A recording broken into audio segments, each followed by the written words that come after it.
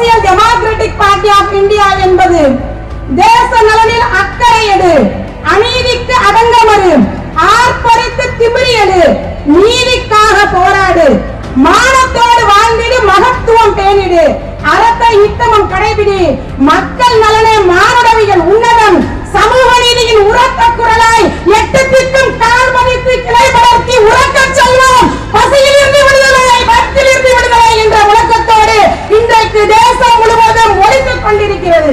இந்திய அரசியல் வரலாற்றிலும் சரி, தமிழக அரசியல் வரலாற்றிலும் சரி, புரட்சிகரமான போராட்ட அரசியலை முன்னெடுத்து மக்களுக்காக, தேசத்தின் நலனுக்காக குரல் எழுப்பக்கூடிய முதல் குரலாக social democratic party of India விளங்கிக் கொண்டிருக்கிறது.